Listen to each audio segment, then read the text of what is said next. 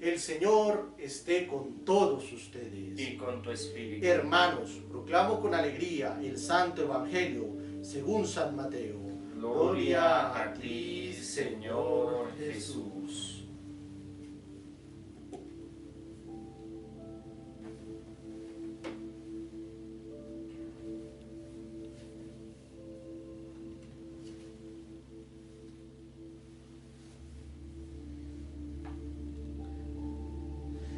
Entonces se acercaron los discípulos de Juan a Jesús y le dijeron: ¿por qué tus discípulos no ayunan como lo hacemos nosotros y los fariseos? Jesús les respondió: ¿acaso los amigos del esposo pueden estar tristes mientras el esposo está con ellos? Llegará el momento en que el esposo les será quitado y entonces ayunarán. Palabra del Señor. Gloria a ti, Señor Jesús. Que por este santo evangelio sean perdonados nuestros pecados, así sea.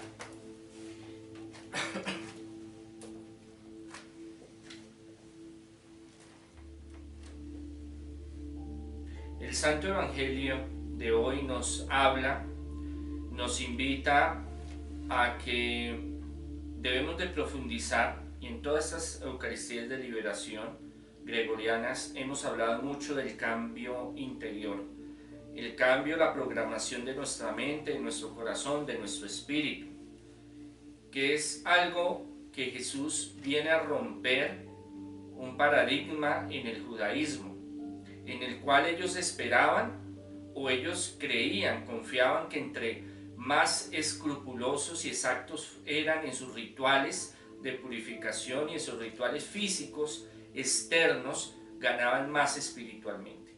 Pero al contrario, estaban completamente alejándose del propósito de amor y de misericordia y de salvación de Dios, del Padre. Por eso la forma de hacer las cosas de Jesús es muy diferente a los fariseos, a los saduceos, a los maestros de la ley, a los levitas, a los esenios, a todos los grupos, al partido cananeo, a todos los que están en esos grupos y diferentes teologías judías. Era muy diferente porque su interpretación era muy propia. Y es la interpretación del mismo Dios, del mismo Jesús, que se encarna para traernos vida y vida en abundancia.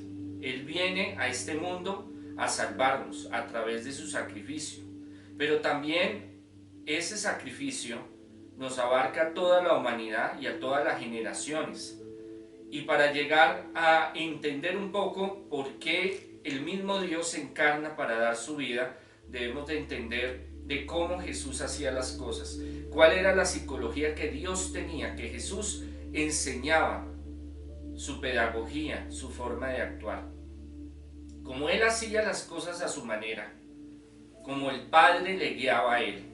Muchos los cuestionaban y muchos le decían: bueno, pero ¿por qué sus discípulos hacen esto? ¿Ustedes por qué hacen aquello? ¿Y por qué esto? ¿Y por qué lo otro? Porque Jesús ya tenía un plan trazado y les estaba enseñando realmente una reorganización, una reingeniería a lo que era el pensamiento judío, o a lo que hasta ese momento creían que eso era lo correcto.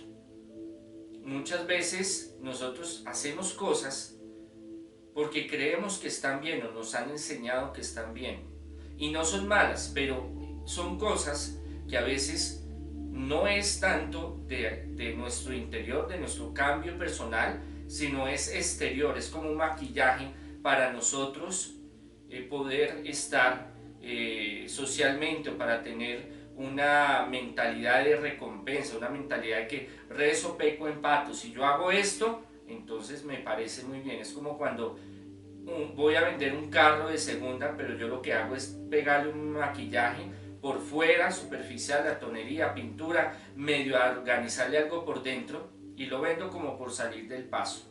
Pero por dentro yo sé que el motor está mal, o hay cosas dentro del carro que están mal.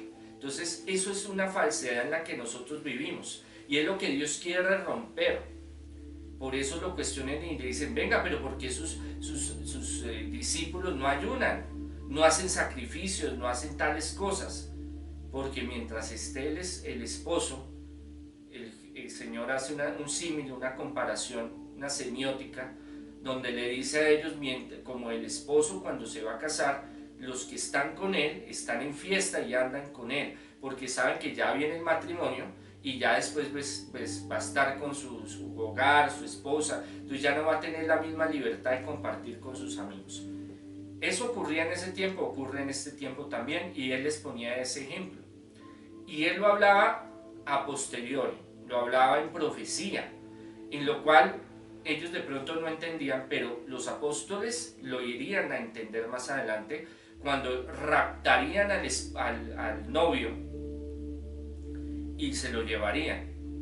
¿Quién es el novio en este caso? Jesús, que va a llegar el momento que van a venir a secuestrarlo, lo van a torturar, le van a hacer un juicio muy injusto, violan todos sus derechos, lo crucifican para quitarse supuestamente un problema social, un problema político y un problema de rebelión. Por eso es el cargo que lo asesinan a Jesús. Ellos van a entender eso cuando llegue el tiempo de cuando le rapten al novio, al esposo, como lo queramos llamar, que es Jesús. Mientras Él está con ellos, están disfrutando de un periodo maravilloso y un periodo de aprendizaje. Pero no solo se remite Jesús a ese momento profético, escatológico que va a llegar en el futuro, sino que también les está enseñando que todo tiene su proceso, todo tiene su tiempo, que los tiempos de Dios son perfectos, que el tiempo que ellos, Dios los tiene programados llegará, pero que también hay algo muy importante, que las cosas no las debemos de hacer por hacerlas, porque fulano me ve, que por fulano habla de mí, que porque yo quiero, entre comillas, dar una apariencia de que yo soy piadoso o que yo hago las cosas bien, sino porque realmente nacen del corazón.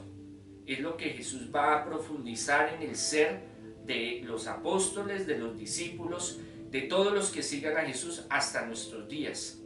No solo llegar a un estatus bueno socialmente, o que usted crea que está bien, sino que hay que profundizar, hay que entrar en lo profundo del ser, del corazón, para cambiarlo, para transformarlo. Y de eso parte hacer las cosas donde profundamente estemos conectados con Dios, de que sea algo profundo ese cambio, ese ofrecimiento.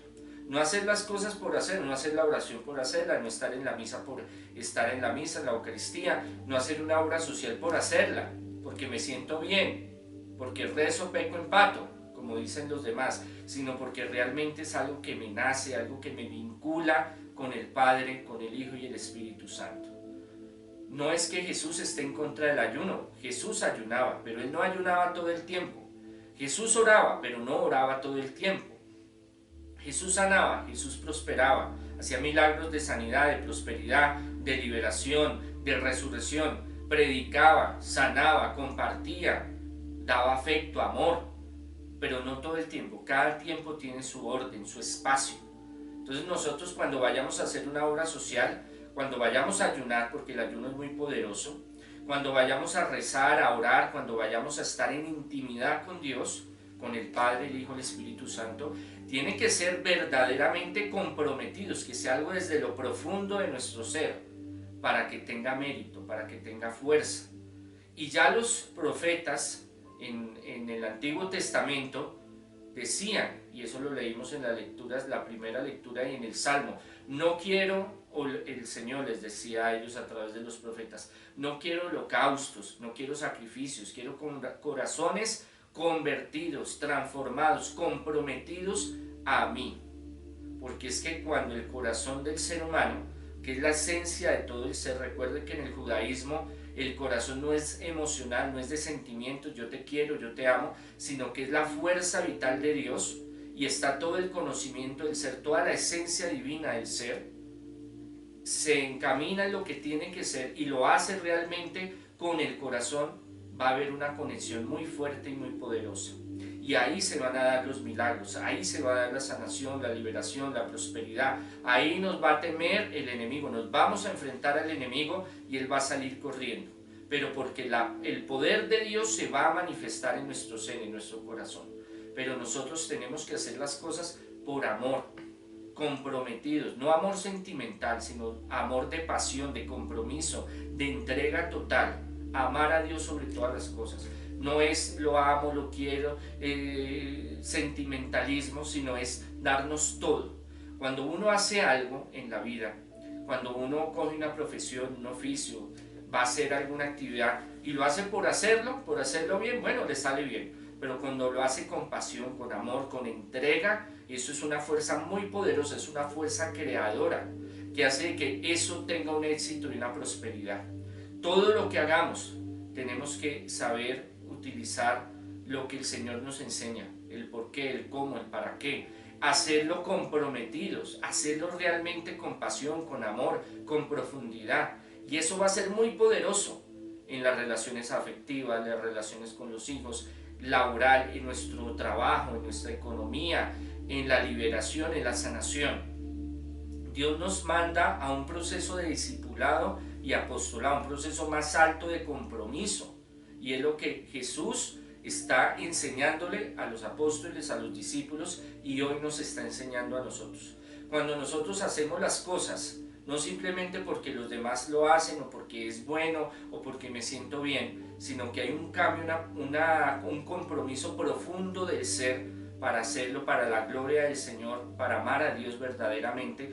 Eso tiene un poder y una fuerza muy grande, un poder de sanación, un poder de liberación, de restauración, de petición al Señor. Entonces nosotros debemos de comprender que todo es importante, pero lo más importante es seguir lo que el Señor nos enseña en su Evangelio. Y hoy estamos viendo el compromiso que cada uno debe tener, nosotros con Dios, con la Trinidad, Padre, Hijo y Espíritu Santo.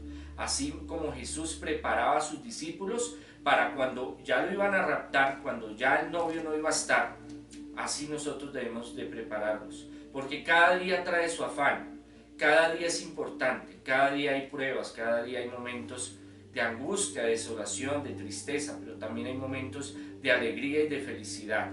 Pidámosle al Señor en esta Eucaristía, ya cerrando los 33 días de estas Eucaristías de liberación, que el Señor nos bendiga infinitamente.